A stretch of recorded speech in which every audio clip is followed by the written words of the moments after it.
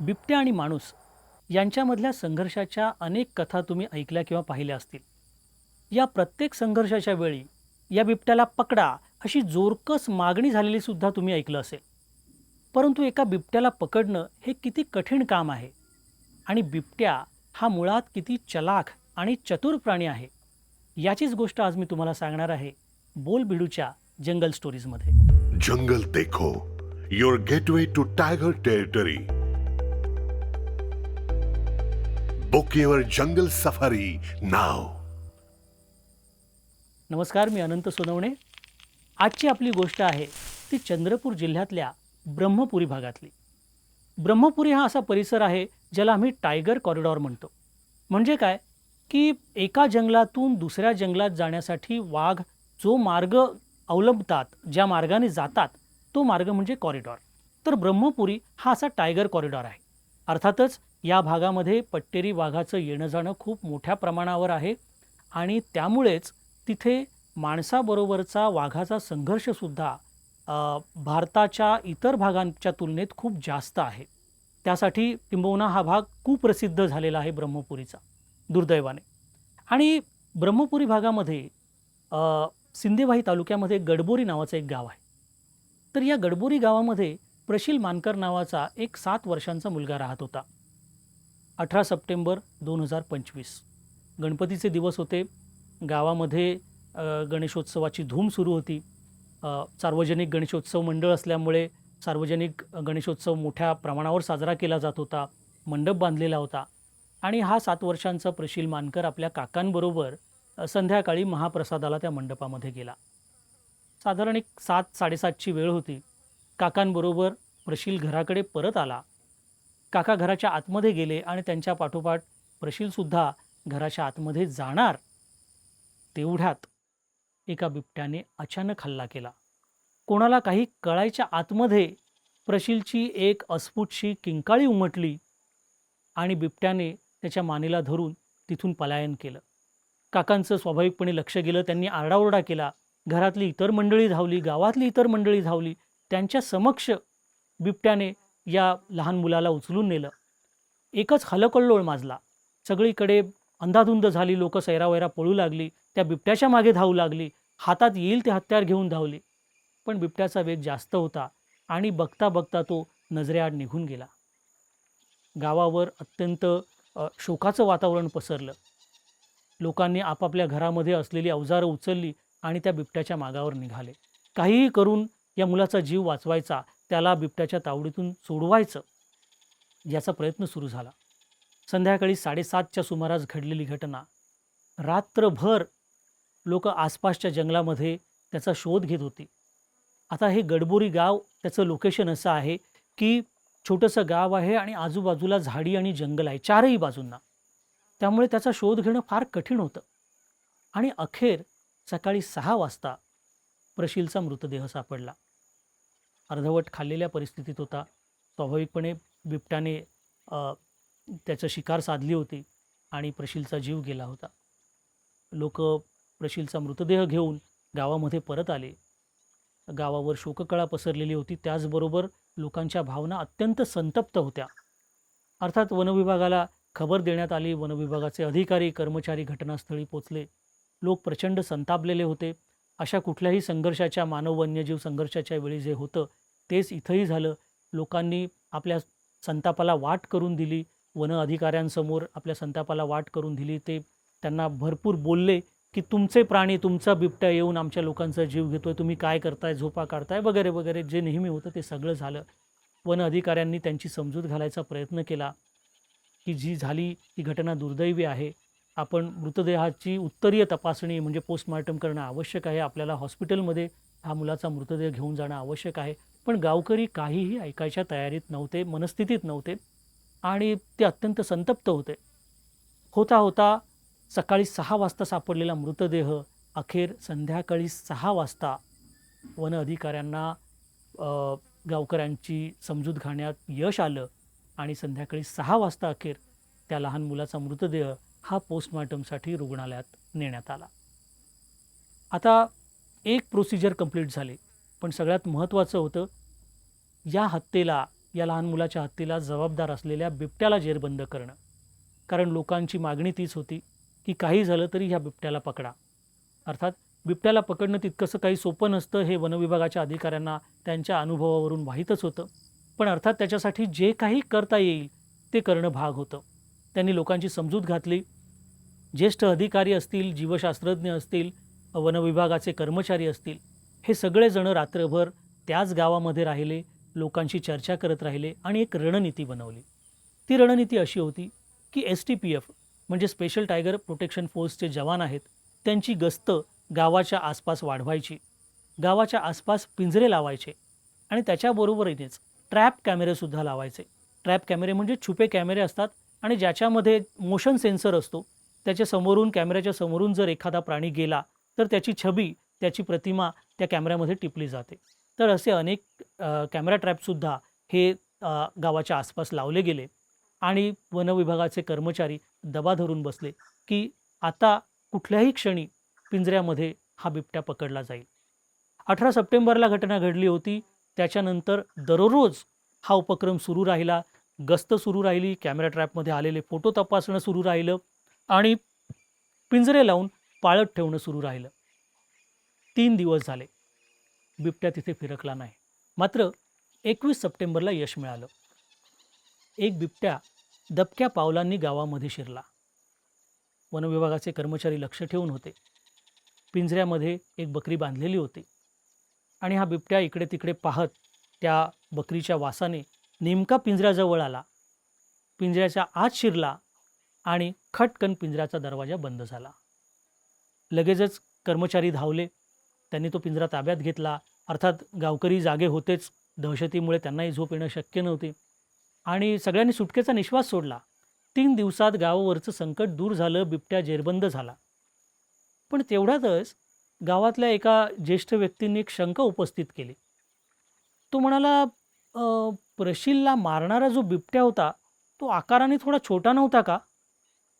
आणि मग हळूहळू बाकीच्यांचंही मत तसंच बनत गेलं की तो बिबट्या कदाचित वेगळा होता आणि आत्ता जो जेरबंद झालेला आहे तो आकाराने मोठा वाटतोय. तर हो, त्या पिंजऱ्यामध्ये जो अडकला होता तो बिबट्या म्हणजे एक नर होता आणि चांगलाच गलेलठ्ठ होता. याच्यावर चर्चा चालू असतानाच अचानक गावाच्या दुसऱ्या टोकाला गलका ऐकू आला. लोकांनी तिथं पाहिलं आणि पाहतात तो काय, गावातला एक कुत्रा एका बिबट्याने पकडला होता. कुत्र्याचं केकाटणं सुरू होतं आणि बिबट्या त्या कुत्र्याला फरफटत घेऊन जंगलाकडे निघून गेला. लोकांच्या समक्ष एका बाजूला एक बिबट्या पिंजऱ्यामध्ये अडकलेला आहे आणि दुसऱ्या बाजूला एक दुसरा बिबट्या गावातला कुत्रा लोकांच्या समक्ष घेऊन जातोय. कसं दृश्य असेल विचार करा. आणि मग अर्थातच सगळ्यांच्याच लक्षात आलं की प्रशीलला ज्याने उचलून नेलं होतं तो बिबट्या म्हणजे ज्याने आत्ता त्या कुत्र्याला उचलून नेलेला आहे ती एक मादी होती. त्यामुळे ती आकाराने लहान होती. त्यामुळे गावातल्या वयोवृद्ध माणसाने जेव्हा पहिल्यांदा शंका जी उपस्थित केली ती रास्त होती. पिंजऱ्यामध्ये अडकलेला बिबट्या हा नर होता, तो वेगळाच होता जो प्रशीलच्या मृत्यूला जबाबदार नव्हता. या घटनेला जबाबदार असणारी मादी मात्र मोकाट फिरत होती आणि काही क्षणांपूर्वी तिनं सगळ्यांच्या समक्ष कुत्र्याला उचलून नेलं होतं. झालं, पुन्हा तीच प्रक्रिया सुरू राहिली. STPFच्या जवानांची गस्त, कॅमेरा ट्रॅपिंग, पिंजरे लावणं हे सगळं सुरू राहिलं. 21 सप्टेंबरला बिबट्या पकडला गेला, नर बिबट्या. आणि त्याच्यानंतर आठवडाभर एक विचित्र घटना घडली. दररोज रात्री ही बिबट्याची मादी जी होती ती गावामध्ये यायची, पिंजऱ्याजवळ जायची, पिंजऱ्यातल्या जनावराला पाहायची, पिंजऱ्याच्या आसपास घुटमळायची, पण पिंजऱ्याच्या आतमध्ये जायची नाही. असं का झालं असेल? बहुधा तिला कधीतरी याच्या आधी कधीतरी ती पिंजऱ्यामध्ये पकडली गेली असावी. आपल्याला माहीत नसेल, पण बिबटे अत्यंत चतुर असतात. एकदा पिंजऱ्यामध्ये अडकलेला बिबट्या जेव्हा बाहेर सोडला जातो किंवा बाहेर पडतो आणि पुन्हा जर त्याला पिंजऱ्यामध्ये पकडण्याचा प्रयत्न झाला तर तो अजिबात फसत नाही.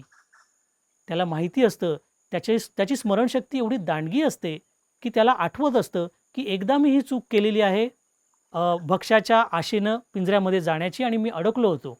आता मी ती चूक पुन्हा करणार नाही. ही मादीसुद्धा अशीच चतुर होती. त्यामुळे ती पिंजऱ्याजवळ जायची, घुटमळायची, पिंजऱ्यातल्या जनावराला पाहायची, पण पिंजऱ्यामध्ये जायची नाही. होता होता एक आठवडा गेला. पण 27 सप्टेंबरला पुन्हा एक वेगळी घटना घडली. झालं असं, की गावामध्ये एका घराचं बांधकाम सुरू होतं. अर्धवट झालेलं बांधकाम होतं आणि त्या शेतकऱ्याने आपल्या काही बकऱ्या त्या घरामध्ये बांधल्या होत्या. घराला दरवाजा नव्हता कारण बांधकाम सुरू होतं. आणि त्या रात्री जेव्हा ही मादी आली बिबट्याची, तेव्हा नेमकी ती त्या घराकडे गेली. दरवाजा नसल्यामुळे ती आरामात घराच्या आतमध्ये गेली आणि तिने बांधलेल्या शेळ्यांपैकी 3 शेळ्या मारल्या. अर्थात गलका झाल्यानंतर ती पळून गेली तिथून. पण वनविभागाच्या लक्षात आलं, की ही पिंजऱ्यात जात नाही, मात्र या घरामध्ये असलेल्या शेळ्यांची शिकार करायला ती आलेली आहे, म्हणजे पुन्हा येईल. हा विचार करून 28 सप्टेंबरला त्यांनी नवीन रणनीती केली.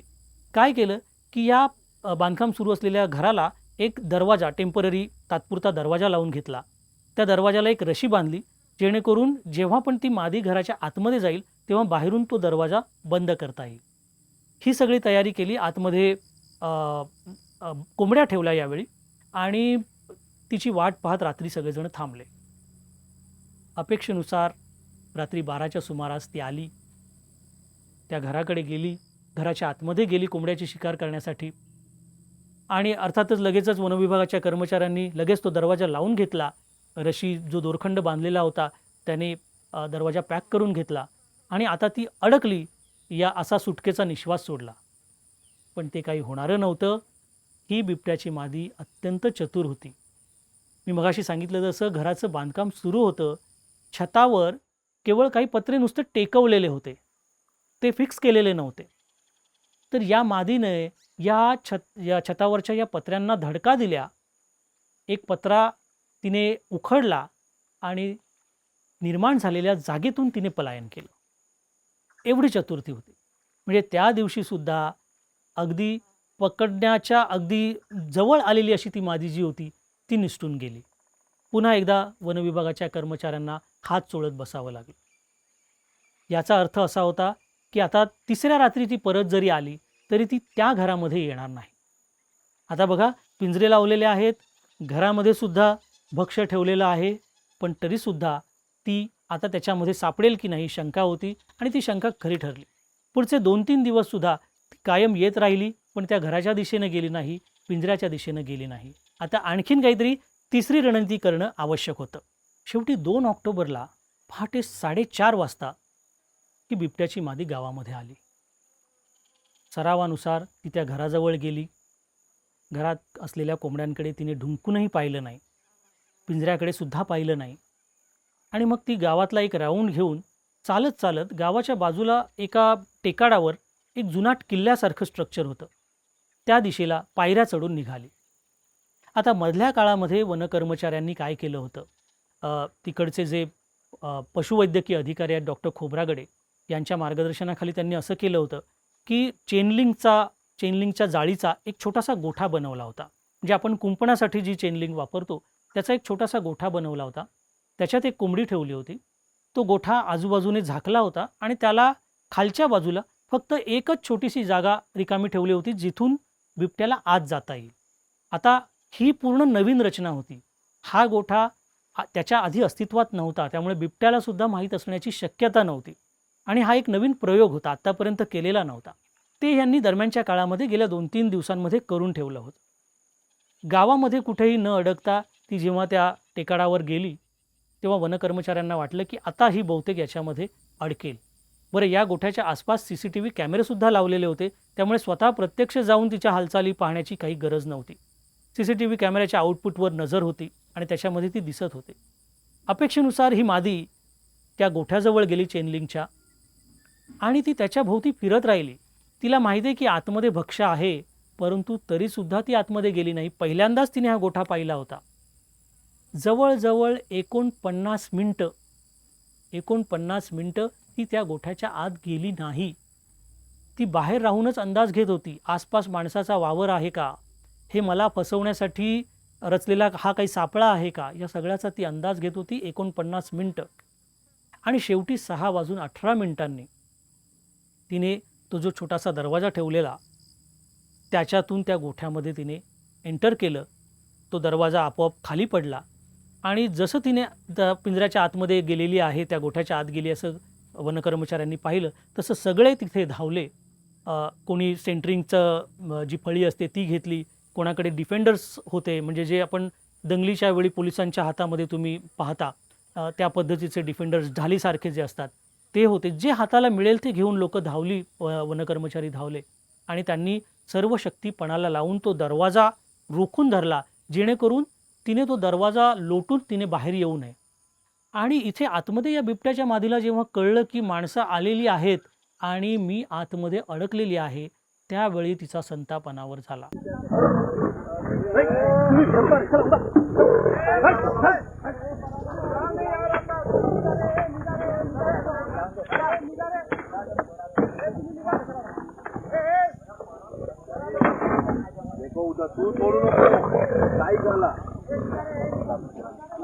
ती त्या चेनलिंगच्या जाळीला धडका देऊ लागली अक्षरशः. दरवाजा खोलण्याचा, जिथून ती आतमध्ये गेलेली तो दरवाजा खोलण्याचा प्रयत्न करायला लागली. आणि एका क्षणी तर असं झालं की त्या चेनलिंगच्या जाळीमधून तिने पंजा बाहेर काढला आणि त्या ठिकाणी जो वनरक्षक तिला रोखण्याचा प्रयत्न करत होता त्याला तिने जखमी केलं. म्हणजे विचार करा, ती गोठ्याच्या आतमध्ये आहे, वनरक्षक बाहेर आहे, पण जाळीतून पंजा बाहेर काढून तिने त्या वनरक्षकाला जखमी केलं, त्याला रक्तबंबाळ केलं. अर्थात वन विभागाच्या शूर कर्मचाऱ्यांनी आपले प्रयत्न सोडले नाहीत, तिला रोखून धरलं. पशुवैद्यकीय अधिकारी आणि त्यांचे शूटर जे मराठे म्हणून आहेत त्यांनी तिला डार्ट केलं, बेशुद्ध केलं आणि मग तिला पकडून पिंजऱ्यामध्ये टाकलं. लोकांनी जेव्हा तिला पाहिलं तेव्हा त्यांनी जल्लोष केला, कारण त्यांच्या गावामधला एक हसता खेळता लहान मुलगा या मादीने मारला होता. त्यामुळे ती मादी पकडली गेल्यामुळे लोकांना खूप आनंद झाला.